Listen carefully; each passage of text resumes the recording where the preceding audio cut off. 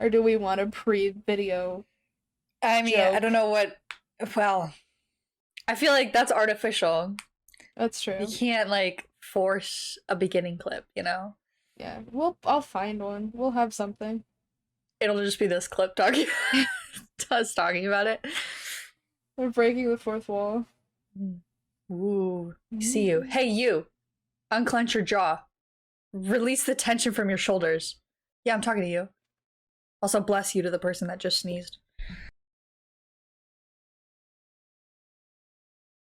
Hello and welcome to hashtag Deep the Deep Dive podcast. I am your host, Emery.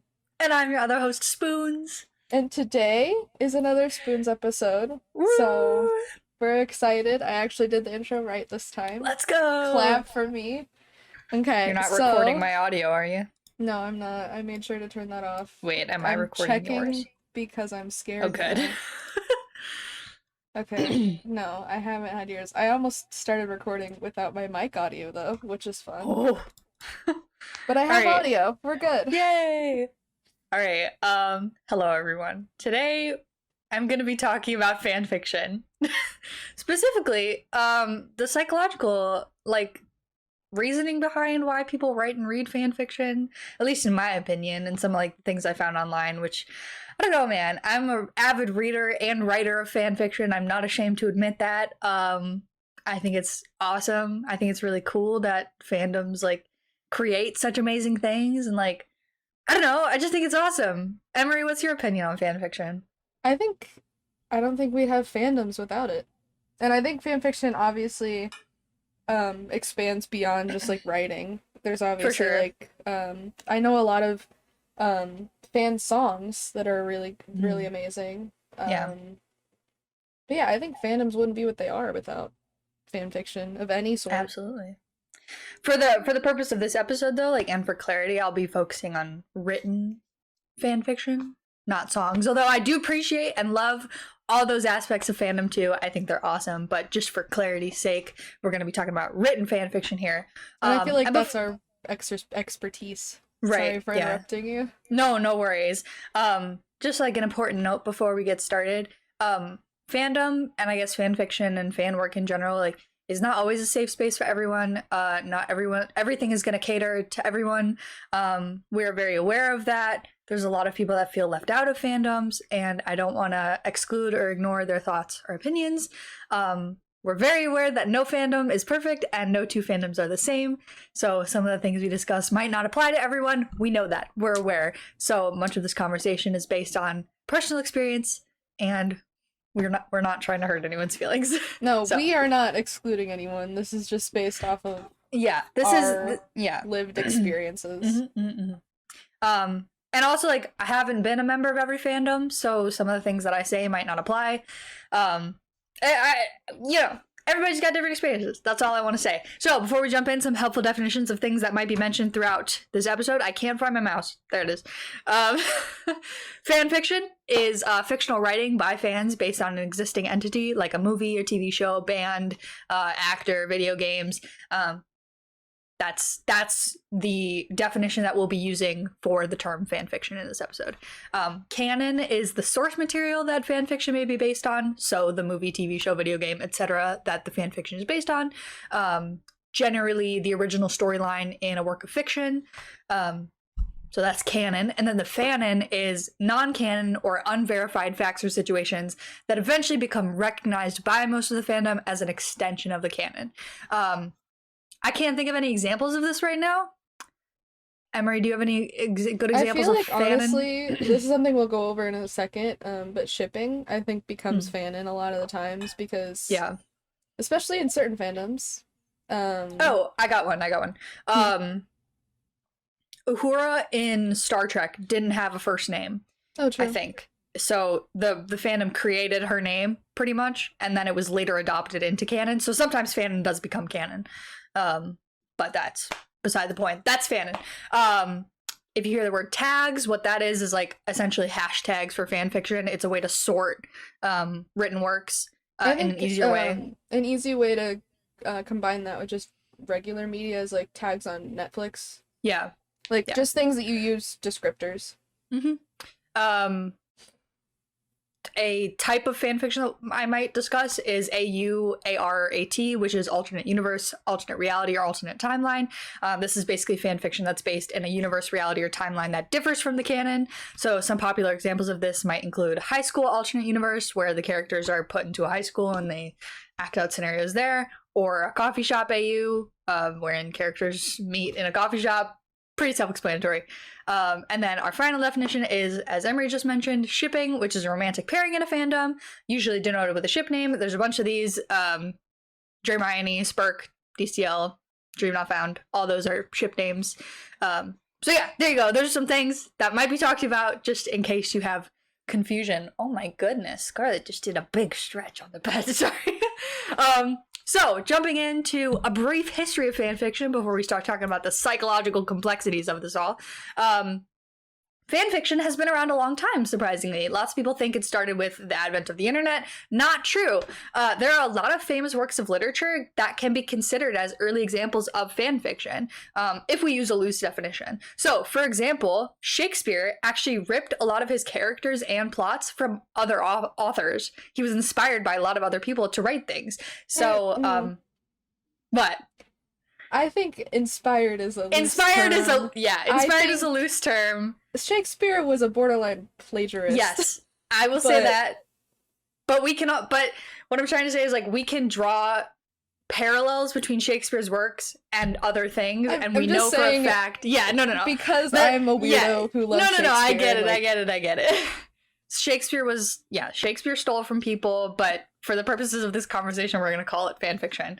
So, for example, Romeo and Juliet is based on a poem called The Tragical History of Romeus and Juliet by Arthur Brooke. Basically a direct ripoff of that. And then some other popular works that have inspired secondary literature. The War of the Worlds inspired a book called The Space Machine. The Time Machine inspired a book called Morlock Knight. And the works of Jane Austen inspired a book called Old Friends and New Fancies. And those are just a few examples. There are a lot of very popular books that have been written based on other books, and taking from those, kind of classic literature. There's a lot of, I don't know if this would technically count, but like Dante's Inferno is like Bible fan fiction. Yeah. Again, we're losing very loose definitions here, but like it draws on some of those same ideas. And Paradise Lost is about Adam and Eve. Like, anyway, fan fiction's been around a long time, and it hasn't always been what we think of it now, but the concept has existed for a long time. So, jumping into modern fan fiction, what a lot of people think of as fan fiction now, perhaps the earliest examples of this were created in the Star Trek fandom. We love the Star Trek fandom. Great. One of the first, like, established fandoms, I think, because it was just so big and influential. Star Trek fans in the 1960s actually produced fanzines, which are complete magazines, made by fans that contain fan fiction, songs, fan art. I think it's awesome. I think that's really cool. Can we bring that back, please? I think we should. Can we have like a mailing list for fanzines? I think it's awesome. I think it's so cool. But yeah, like even before the internet, people were finding ways to share. I think that's so cool. I think it's awesome. And also the fanzine had a really funny name. Hold on. It was called Spockanalia. And I think that's incredible. Bring it back. Spockanalia, bring Spockanalia back. So yeah, even before the internet, fanfiction was around. And since the advent of the internet, obviously fanfiction has reached entirely new heights, and there are so many avenues with which to access it. It's created an entirely new and expansive environment for fandom and creative expression, and you can't tell I'm really passionate about fanfiction. I think it's really awesome. So some of the sites you can find fan fiction on now are Archive of Our Own, which I think is one of the most popular ones, or AO3, we'll probably be calling it. It is the best one. But you can also use fanfiction.net, which was one of the first ones, actually. Wattpad, if you're into that, or Tumblr. Fanfiction can be found anywhere. I've even found fanfiction on DeviantArt. It's everywhere. You can find fanfiction everywhere. Twitter, Snapchat, like social media all over the place. It's everywhere. You can't escape it. YouTube. Yeah. What do you think those boyfriend ASMRs are? Oh. I'm looking directly at you guys. Anyway, so some modern works of fan fiction. First off, I'll talk about two works that are considered works that have filed off the serial numbers. Basically what that means is they started as fan fiction and they were scrubbed of all like canon content. They removed all references to the original canon so that they could be published as separate works. So I think the one that everyone kind of knows about is 50 Shades of Grey, which was originally Twilight fan fiction. And then probably the the second most popular is After, which I think was turned into a movie recently. Both of those are terrible. Yeah, it was based on One Direction fan fiction. Not terrible in a way of like, 50 Shades of Grey is written terribly as someone who just objectively reads a lot of that genre, but just they weren't done well in just contextual terms. But again, no hate to those fandoms. Right. No hate to the fandoms in general, just those specific works. But they're good examples of like modern fan fiction. Oh, absolutely. I mean, they're not good, but they're examples. And then I could go on for ages listing other popular fan fictions that haven't had the serial numbers filed off. You know, Heat Waves, All the Young Dudes, I Am Groot, Passerine, nice voice crack there, Twist and Shout. You know, there's an abundance. Whatever you're into, there's probably fan fiction for it. What's the rule? Rule 34, Rule 39, whatever it is. Rule 34. I will say, I think out of all of those, I think Passerine could be published without taking away, maybe changing Techno's name. But other than that, I think like that could be published as just a work of its own, and it could 100% stand differently than. I agree, and Twist and Shout too. Oh, yeah, Twist and Shout is a supernatural fanfic. If anyone doesn't know, that one is an alternate reality one, so it doesn't even really draw on canon at all. A lot of it sometimes fan fiction. There are ones that are written very, very close to canon, and then there are ones that kind of just like take a character type or like an archetype of someone who they really enjoy, and then will like completely spin off of that. So there's definitely like there's levels to how close fan fiction rides to like what the derivative media was. Yeah. The point is there's lots of fan fiction. And the abundance of fan fiction out there can tell us a lot about fandom culture and creative expression and the psychology of that. So that's what we're going to talk about. But before we even do that, I'm sorry, I keep doing like before we do this, before we do that. This is my final thing before we get into the psychology. Let's talk about fandom and the patriarchy. I think it's really important to talk about because a lot of the criticism of fandom and a lot of the criticism of fan fiction is rooted in patriarchal bigotry and misogyny. And I think it's important to talk about before we even get into this discussion because someone's going to mention it. I know they will. So we'll just get it out of the way. When a man throws a beer can at a TV because his favorite team lost or paints himself blue and orange for a sports game, it's seen as acceptable and manly. But when a woman or when a person gushes about their celebrity crush or discusses their favorite fan fiction, it's inherently cringe and hysterical. Like, what... Just let people have their interests. Especially with what just happened with the Super Bowl. I think this is a very big topic to talk about right now. Yes. Yeah. Just, like, the parallels between people who are, like, not even talking about football. Let's talk about the halftime show and how many people were bashing Rihanna for being overweight while performing when she was pregnant. Yep. You forced her to announce a pregnancy she did not want to announce before. Yeah. And you did that because you were like, this is taking away from our football game. That's a little gross. Like, there are different forms of entertainment. There's something out there for everyone. And I don't think it's necessary to bash on other people because they don't like what you like. No. And there's nothing... it doesn't take away from your, like, enjoyment of your thing. Yeah. And also, like, there's this assumption that any interest is ultimately rooted in attraction. So for example, like if I like Harry Styles, there's going to be someone out there who assumes that it's because I'm sexually or physically attracted to him. It can't be the fact that he makes good music. Like, not everything is about attraction. I think people can just like what they want. That could go even further with like, it would be different, like saying you're a big fan of Taylor Swift versus being a big fan of Harry Styles. That means you're probably really attracted to Harry Styles, but Taylor Swift just makes good music because you can't be attracted to a female singer if you're, if you identify as female. Like it goes even like that far. Yep.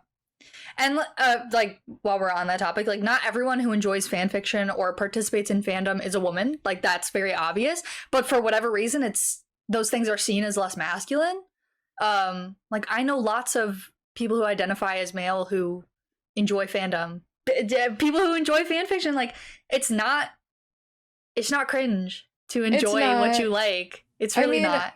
A lot of what people see, I think, is a lot of people see the side of fandom that isn't necessarily the most serious sometimes, because what gets pushed forward to the media is not necessarily like the most serious part of fandom. Like, a lot of it is like the cringy stuff, or the like, oh my god, why would people enjoy this kind of situations? But then you have like the other side of it where it is stuff like Passerian. Like, that is a novel, and people hear that it's about Minecraft YouTubers and they're like, oh, so it doesn't matter. It's inherently bad once it's, you know, related to something like that. But if they were to read it, like, there's just... It's art. It is literally art. And I could say that about a lot of fan fiction, that it's art. And even like, in that, like, there's no art that is bad. There's just art that some people don't enjoy as much as other people. And so I feel like, how can we judge other people for enjoying art differently? Because not all pieces of art are supposed to be enjoyed in the same way. I agree.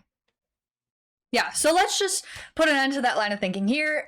Misogynistic men who think that people talking about their favorite fandom or their favorite celebrity or band is hysterical or cringe, get the fuck out. You will not add anything of value. You will not add anything of value to this conversation unless you're here to unless you're here to learn. Unless you're here to learn and hopefully have your opinion swayed or changed. Or be open to it, at least. Yeah, then... And that also goes just for misogynistic and patriarchal people, not just men. Not just men. Because there are people like that, too. And we don't want either of you guys. Apologies for not including them. No, you're fine. I just wanted to say it as well. So, but yeah, anyway, untype your comment. Untype your comment and get out. Leave. Or just stay and listen and maybe have your opinion change a little bit. Yeah. Open up your mind a little bit. And if you do end up posting the comment, thanks for the engagement. All right, let's see you next time. We'll be back on your For You page because you left that comment. So let's discuss some of the, I guess, the purposes of fan fiction, the psychological desires that fan fiction reveals. So first of all, fan fiction is as entertainment. That's like obvious. Lots of people read fan fiction because it's fun. Lots of write fan fiction because it's fun. It's fun. Let's be real. It's just a fun thing, and people enjoy it. That's it. You know, fan fiction is entertainment, and for some people, that's all it is. It's the same as reading, right? Like a book. For some people, that's all fan fiction is, and that's awesome, and that's great, and I'm happy for you. There's something that I think is a really great example of this, which is called fix-it fan fiction, wherein the author attempts to create an alternative ending or story which fixes an issue that they may find in the original material. So, for example, this could be saving a character that was killed in the canon, or making two characters get together that never got together. And this actually teaches us a lot about the mindset of fanfiction readers and writers. And, like, it's the first, like, major hint of this deep-seated desire to be included in the creation of canon and to have their thoughts and ideas and opinions considered as valid. And, like, I think that's awesome. I think it's cool that fandom has this inherent desire to want to be included. And, like, just fan fiction tells us that, like, that we want to be included in the story making. I think a lot of what people don't realize in, like, mainstream media is a lot of the people that you see in mainstream media are there because they know people. They're not always there because they're talented. Obviously, there are people that are very talented in that industry, but a lot of it is you're there because you know people, or you're there because somebody else you know knows people. And so I think fandom and fan fiction open up this world to people that have that talent but don't necessarily have the ability to be in that circle of people. And it gives them the liberty to kind of expand on their own talent and let them be able to release that to people that otherwise wouldn't be able to see it. Yeah. I think it's awesome. And, like, fan fiction is just another form of self-expression. Like, everyone expresses themselves in different ways. A lot of people express it through art, and I think fan fiction is just another way to do that. But it goes, like, I don't want to put fan fiction on pedestal, but I think it goes so far beyond the normal culture of writing. Like, I don't think you can even put it in the same genre as just fiction. Well, Like no, because you're working with material that you can't physically change sometimes. And I feel like it adds another challenge to writing, because if you're writing purely off of your own ideas and your own inspirations, you can kind of mold it into whatever way you want. But when you're working with characters or a reality or a world that already has been built by someone else, there's only so much you can do within that. And I think that creates kind of the challenge that some artists need to be able to work through things to, create these amazing other worlds or other timelines. Yeah, it's awesome. So and yeah, also fan gives fiction, them ability to fix it, right? and also break Yeah. it sometimes. Yeah, There are a lot of well, people that break it. Yeah. So fan fiction is entertainment, obvious, pretty self-explanatory. Next up, fan fiction as coping mechanism. Some people are about to get called out right now, including me, including Emery. We're about to call ourselves out. So indulge me for a moment as I read through the most popular tags on AO3. AO3 has a page where you can look at all the most popular tags, and the ones that have the most works attached to them are in bigger font. So those are the ones that I picked out. So alternate canon, alternate universe, angst, family, fluff, friendship, humor, hurt/comfort, love, relationships, romance, sexual content, and smut. So these tags are the most popular ones on AO3. It means that there's the most works attached to them, probably the ones that are read the most as well. And they tell us a lot about what the readers and writers of fanfiction desire. So note the positive tags: family, fluff, friendship, humor, love, relationships, and romance. Who doesn't want that? These talk about the things that we all want in our lives, and like, it just tells us that like we want to experience love and friendship and like see it through someone else's eyes. And I think that's beautiful. I think it's awesome that like those are some of the biggest tags. And now let's look at like the kind of negative tags. I don't want to say that there's anything bad about these tags, but they're the ones that are like Associated with negative feelings or emotions. Which would be angst and hurt/comfort.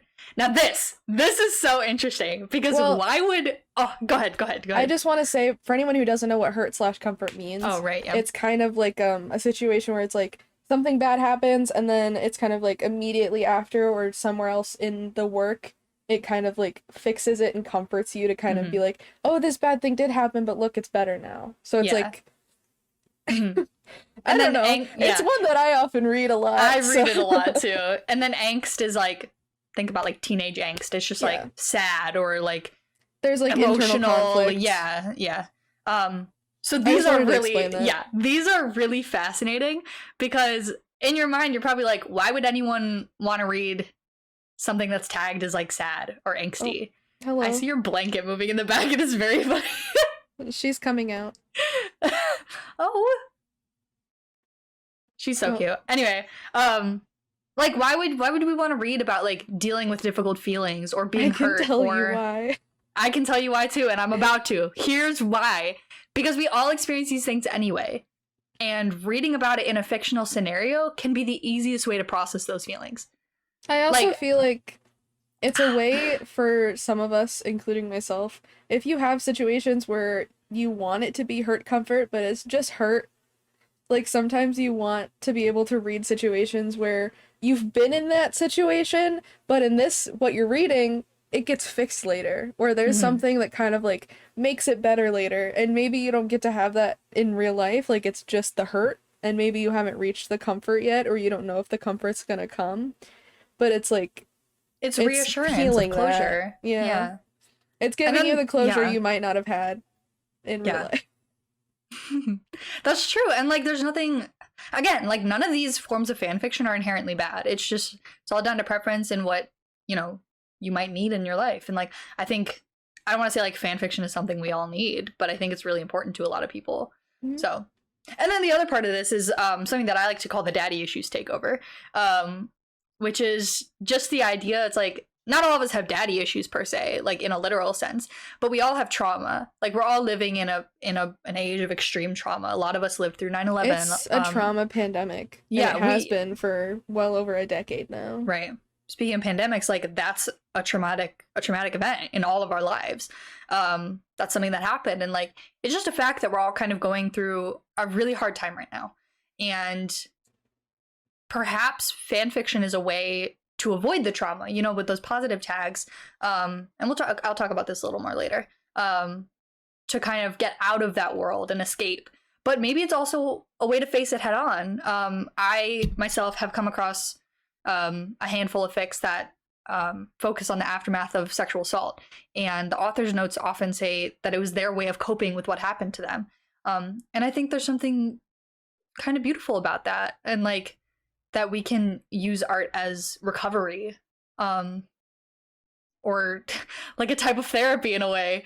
Obviously, go get like, actual therapy, but yeah, but it's almost like a secondary healing mechanism. Mm-hmm. It's something that you don't have to necessarily.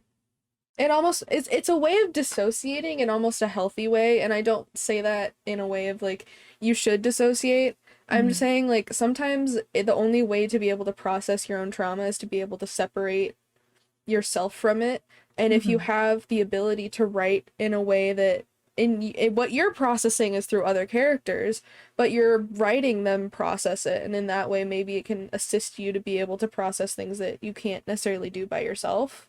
At least I'm someone who's written fan fiction, and that's definitely something that I used and probably will continue to use for a long time, just as a way to process my own feelings in a way that doesn't necessarily have me process them head on. Yeah. If I can make my comfort character process the feelings that I'm going through, if they can do it, I can do it. If they can do it, I can do it. And like, maybe that's kind of like parasocial in a way, but I mean, it's you though. You're the one who's doing it. You're just using a vehicle of someone else to be able to get to that point. Yeah. So. And I was just going to say, like, what Emery just said, like, I'm an avid fan fiction reader and writer. I have often used writing to cope with my own feelings and put my characters into situations that I have been in, just to see, because you can almost imagine how they would respond. And then it makes it easier for me to respond. So, yeah, I think that's... You get to go through the situation without physically being there. And I think, I mean, that's something that you go through with EMDR, which is another, like, actual therapeutic, like, something that people do for therapy to get through trauma that they can't necessarily do by themselves. And it kind of creates a safe space to go through situations and not necessarily... Your brain doesn't connect the two. Like, your brain is like, oh, I know what this feels like, kind of, but it's not me. So it's almost easier for it to process the situation, and it kind of alleviates the pressure of you being like all alone in this scenario. So the next thing I want to talk about is fan fiction as a vehicle for grief. Yeah. So and this is not like grief in the sense of like oh, I lost someone and therefore like I'm going to my comfort characters, because we just talked about that as fan fiction as coping mechanism. What I want to specifically discuss is when the inspiration for your fanfic ends, like when the TV show stops, the movie is over, the series ends, that grief. And maybe this sounds like kind of lame to some of you guys who are here learning about fan fiction or don't know a lot about fandom, but a lot of us form very, very deep connections to the source material. This is stuff that we're passionate about. So, for example, when Supernatural ended, this was a show that had been on for 15 years. That's a long time. A lot of the people in that fandom, when that show ended, it was like they lost a loved one. Well, for them, these are people that probably, like, grew up watching this show. Like, people that started watching it when they were 12, and now they're, you know, in their early 20s, and now they're like, holy shit, what am I doing? Yeah. Like, that was devastating for people when Supernatural ended. That was, like, a trauma to them when that ended. And so being able to continue that story on your own terms in the form of fan fiction, that's like it is a form of like denying the ending almost, but it can also help you process those emotions in kind of a more gradual way, because the ending of a series is really sudden. Like, yes, there's a warning of like, oh, this will be the last season, and you know, you have that season to kind of grieve and deal with it and know that you're approaching the end, but sometimes the ending isn't what you want it to be. And so being able to create another story, being able to continues, that can be really cathartic for a lot of people. So, and Supernatural is just one example. You know, there are a bunch of other series that have ended that have really impacted people. So, yeah, I think I just I'm going think to use it's the word beautiful a lot, but I think it's beautiful that fan fiction can be so many things for so many people. I also just think that a lot of people use it as a way to explore a talent that they don't know that they have. Mm-hmm. And they know that especially this a lot of people who are in fandoms, not everyone in fandoms is neurodivergent, but I know for some people, including myself and people who are autistic, we connect with shows and with certain medias to an extent that a lot of people don't understand. Mm-hmm. And I don't, it's not that I want people to understand, because sometimes it is like you're genuinely losing like a person in your real life, because it becomes a part of your, it almost becomes like a part of your daily routine. So like what you said, like Supernatural was a big thing, but I remember when I was in like middle school, high school, I was an avid watcher of The Walking Dead. And so I guess spoilers, because I'm going to talk about a character dying, but the show's been gone for a while. But I like avidly would stay up like as soon as the show would start, I would go and watch, and one of my favorite characters died in the show. And I remember having like a complete breakdown, like sobbing, panic attack level, like could not breathe. And my mom and my brother and my sister and her boyfriend all just sat there like looking at me like I was crazy. And I didn't know how to explain to them that it felt like I had just lost, like, it felt like I'd lost a friend. It felt like I lost a family member. And to them, they're sitting there like, it's a TV show. Mm-hmm. And I remember immediately after that was done, like seeing all the fan art that was coming out and seeing other people feel the same way that I was feeling about having lost this character in this show. And I don't know, I think that becomes like a comfort. Yeah. Seeing that you're not alone and seeing other people create fan fiction and fan art and those kind of things, and that almost aids you in knowing you're not alone in that grieving process. Yeah. So I agree. I think it beautiful even feels like not the right word, but it's amazing how people can connect in that way. Mm-hmm. Yeah, I think I've definitely experienced that too, where like the death of a beloved character has just wrecked me. It's heartbreaking. So, it is. So, and again, like fan fiction is a coping mechanism for me. So, the next thing that I mentioned briefly before is fan fiction as escape. I think this is one of the primary uses of fan fiction, especially right now, and in the past 3 years in the midst of a pandemic. Who wants to live in this world right now? Like, genuinely. Who wants to live in a world where everyone is dying and everything is horrible and everything sucks, when you can go read about your OTP, your one true pairing, and watch them kiss and love and have fun with each other? And live in a world that isn't going to shit. Exactly. Like, I would rather live there. So if I can go read a book and feel like I'm there for a little bit, then fuck yeah, I'm gonna go there. And like, even outside of the pandemic, fanfiction has been a form of escapism, like, since its conception. People have always used even just like regular fiction or movies and TV shows as a form of escapism, to just get away from reality for a little bit. Right. And I think what makes fanfiction special and kind of an easier form of escapism is we have this sense of familiarity with fanfiction. We already know the characters. Sometimes we know the story. Sometimes we know the feelings already. It's easy. It's very comfortable. And that's, again, I mentioned like fanfiction can't be put into the same genre as other works of art or fiction because it's so familiar to us that it's so different from other media because it is so familiar. And it's like other media just can't replicate that. It's a way of being able to explore different genres almost. Like, I know for me, I've read some fan fiction that I would not read that genre in regular fiction, but reading it somehow, knowing the characters already, or knowing like what I believe would be the characters, it makes it easier to try to explore other avenues of enjoying the content. Definitely. And then there's also this aspect of like, fan fiction is not written for money. At least I hope people aren't writing fan fiction for money. But I mean, there's no way they could. There's no way to true. make money off of it if you're using pre-existing copywritten characters. Unless you're filing off the serial numbers, which It's a whole other conversation. But for the most part, fan fiction is written to resonate with the readers or the author. And again, like, this gives us that familiarity, and like it's very appealing to kind of know what's going to happen already. So again, like, it's just a little easier to escape into that world. And then there's the other aspect of fan fiction where a lot of it has no plot.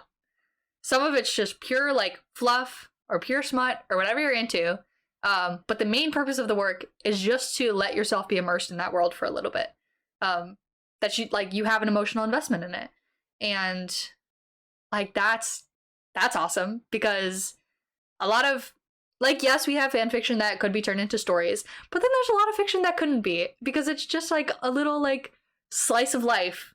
And some of it is not written, like, there are some works that are got like 100,000 words or longer. Mm-hmm. And then there's also works where it's like less than 1,000 words, and it's just a little drabble about like what a specific scene would be between two characters, or a pairing, or, you know, a scene of a family that you really enjoy watching on a TV show. And it's just a way to, like, almost, especially if that show is gone, like if that show is ended, or that book's ended, or that game's ended, it's just a way for you to be able to reconnect with those little scenes, and being able to, like, it's almost nostalgic sometimes, of just being like, I remember, like, going through this the first time, and just being able to relive those either happy or smutty or happy or familial moments. Like, I don't know. It's nice to be able to, like, enjoy it again. Yeah. Yeah, it's, you know, I don't want to always read about the apocalypse or people dying or, like, sad things. So I can go look at my little fluff work and, like, be happy for a little bit. Yeah, like, especially if those characters are not having a good time in their, like, canon work. Yes, for sure. Sometimes that's really nice, too, is just be like, I really love this character, but he's not having a fun time in his show or his game or his book or whatever, and you can just go find that, you know. Where does this guy be happy? I want him to be happy for once. Yeah.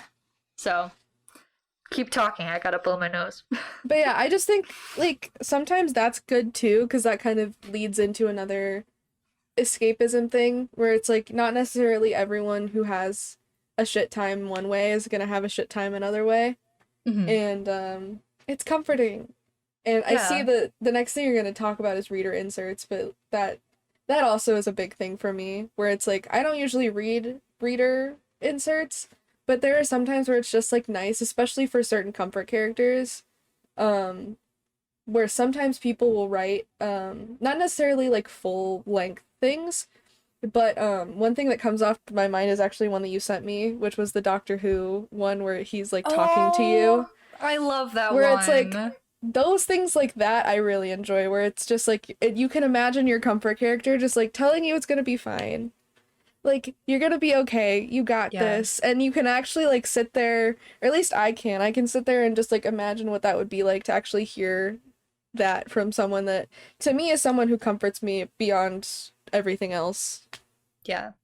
If you don't know what a reader insert is, it's basically a subgenre of fan fiction that's generally written in the second person, not always, but it revolves around the inclusion of the reader in the story. So that might sound a little weird, but it's basically like inserting yourself into the story. Sometimes it can be weird, not gonna lie. Sometimes it's weird. Sometimes it is just, like, comforting. Yeah, a lot of people just find comfort in it, and, like, that is, like, the clearest example of fan fiction as escape, because you are literally inserting yourself into another world. Like, that is escapism right there. And, like, there's nothing wrong with that, but, like, I think that's just the clearest example. I do want to talk about it in a way that is not necessarily positive. I will say sometimes fan fiction can be very, it's not healthy all the time. You know, escapism is not healthy all the time. So I will bring that up, in that fanfiction is not always happy and sunshine and rainbows like we're talking about right now. Yeah. But for the most part, it is something that comforts people, and there's no such thing as an inherently 100% good or bad coping mechanism. So just wanted to put that out there. Like, it's not 100% good, but you know, it is comforting. So we're focusing on the positive this week. Yeah.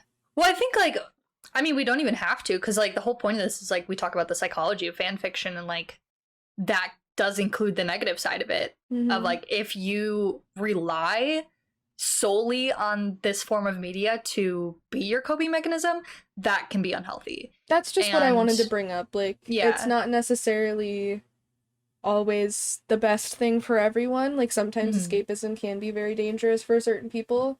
But at the same time, sometimes you have to have certain coping mechanisms that aren't 100% healthy.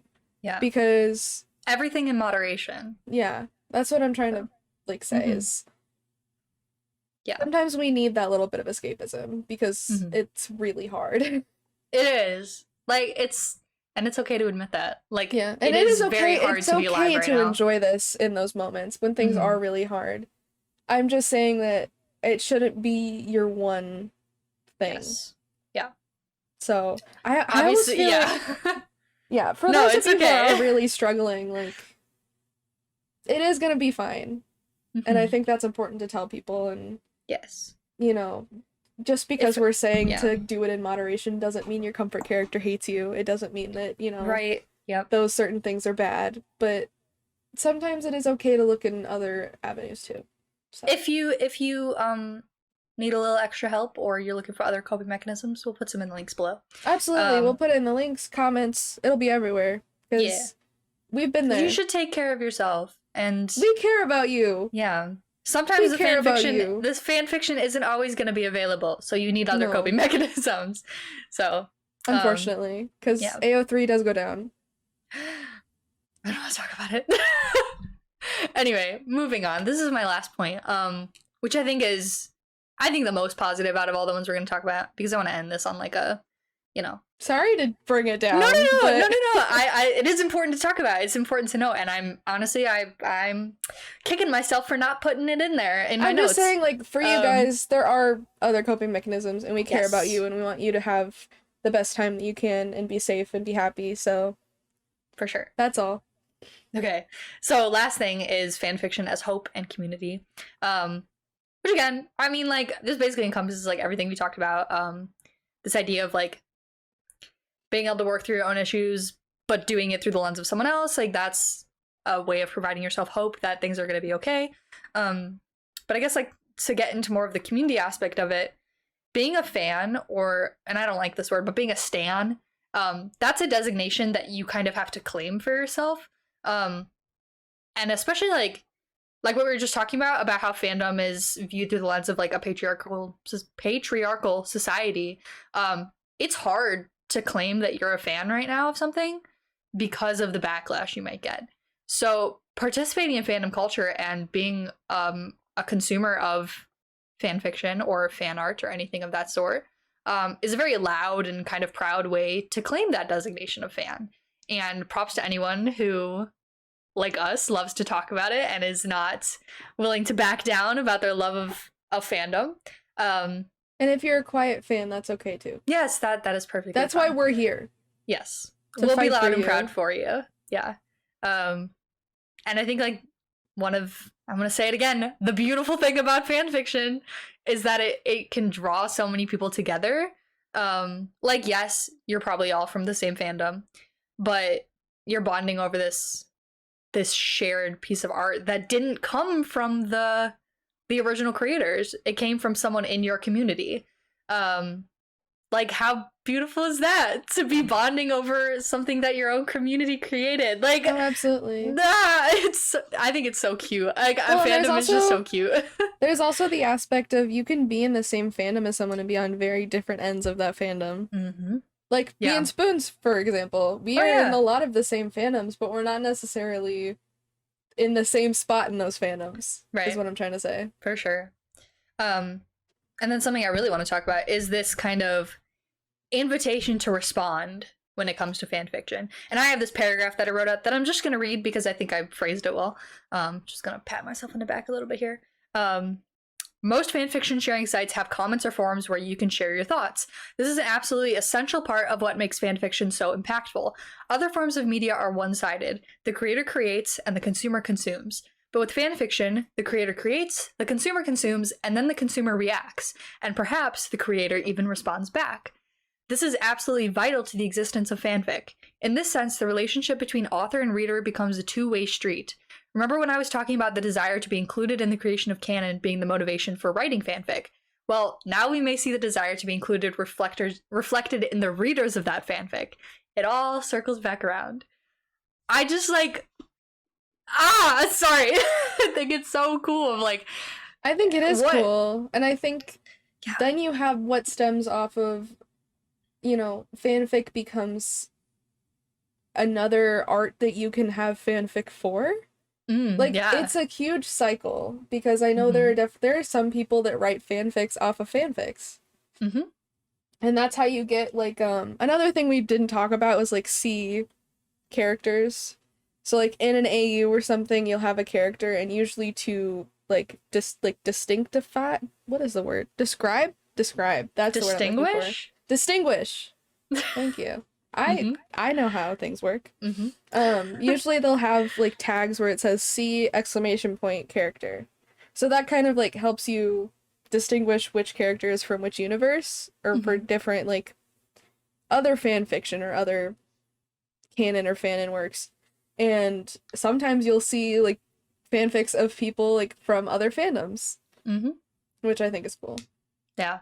It's just awesome that, like, it's taking away that middleman that you don't have when you see, like, these big pieces of media. Because, like, you can't comment on, you know, a director's page and hope for, like, sometimes they'll respond, but it's rare.